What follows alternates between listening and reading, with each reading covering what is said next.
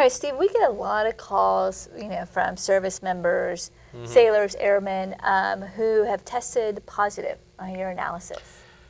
Yeah, the casual viewer might not understand this. The military and certain other narrow aspects of American society are going to test you for drug usage. I mean, the military, it went back to, I think, the early 80s when I think there was a Navy jet that crashed into an aircraft carrier, and that was sort of the watershed moment where the Department of Defense started drug testing people because there was a lot of drug use coming out of the Vietnam War in that era. The military will drug test everybody in service at least twice a year, and they're testing for marijuana, cocaine, opiates, things like that. It's not unique to the military. Police forces will often do it. Air traffic controllers, certain other areas where drug testing is really important to make for public safety reasons. But private corporations can drug test you. Right, okay, so let's go back to the service member who tests positive on urinalysis. What should they do? Well, they are going to very quickly face probably military separation and or criminal charges. And if they're in the military, the active duty military, they're going to be afforded free legal services from trial defense right away. And they will be ordered to go see trial defense, so they won't have a choice. They'll be ordered to go there to discuss their case and their defenses. The other question is, should they hire a private counsel, which is probably where you're headed with this question, right? What do you think? It's a personal decision. It really is. If they're comfortable with who they have with trial defense, if they're not comfortable with trial defense, if they have the money to spend on private counsel, it also depends on the number of years of service. Somebody with 19 years of service, it's a little more critical than somebody who's been in for a year. It might be a little more maybe at stake. Yeah, I don't disagree with you. I mean, the bottom line is that like in Georgia where we practice law, you have to be indigent, you have to be poor, and you have to demonstrate your indigency to get free legal services from the public defender.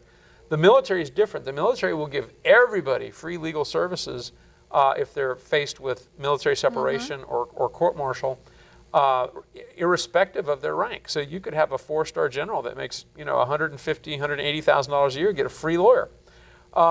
And many of these lawyers, well, no, I'll take that back. All military trial defense attorneys are licensed attorneys, and they've had to go through a lot of training, and they are competent and great attorneys. So why in the world wouldn't you go with a free attorney? Again, it's personal preference. Yeah, sometimes somebody doesn't like the free attorney they've been given. They're not impressed with the experience or the personality, and they want to try someone else. Sometimes a person says, I can afford a private attorney, and I want a robust legal team. Because the military will generally give you 1, at most 2 lawyers to represent you at trial, frequently 1, and they may want to hire a private attorney. And now, we've had this situation come up a couple of times where service members have tested positive in a urinalysis, but are adamant that they have not done any illegal drugs. I've had many cases like that, yeah. So what then? Well, I will frequently have a heart-to-heart with a client without asking if they did the drugs. And I'd say, okay, if you know in your heart that you did not use illegal drugs or substances, then if I were you, I'd fight this. If you know in your heart that you did, you might want to consider how you want to handle this case, because it's not going to be inexpensive to hire a private attorney. That's generally the conversation I have with people across many different areas of criminal law. But if they are adamant, as you say, that they didn't do it, they didn't use illegal drugs, you are allowed a retest. So the government will take a urine sample and will keep it on file. The actual lab is here in Atlanta. They will keep your sample on hand while a case is pending, and you can ask that it be retested by the government. And then you can also ask that it be tested at a private lab at your expense. So I have, in many cases, gone through both the steps of a retest, which is almost always going to test the same as the first test, and then a private lab test, so that the person I'm representing feels confident that the military tested it properly. I've even told some to, if you still don't believe it, go get a hair follicle test.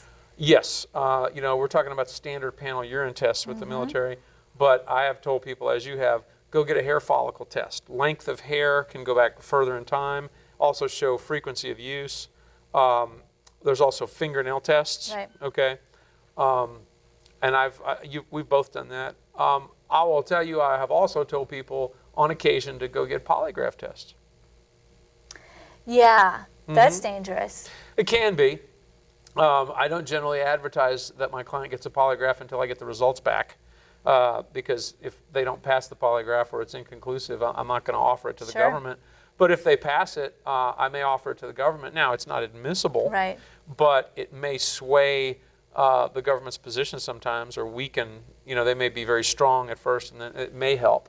Frequently it won't, but sometimes it does. What other things have we done in cases like that where they were facing a positive drug test? It depends a lot on the facts and circumstances, what the chain of command is looking at doing to the service member. Yeah. So if you're in this situation and you have questions, give us a call at Shewmaker & Shewmaker.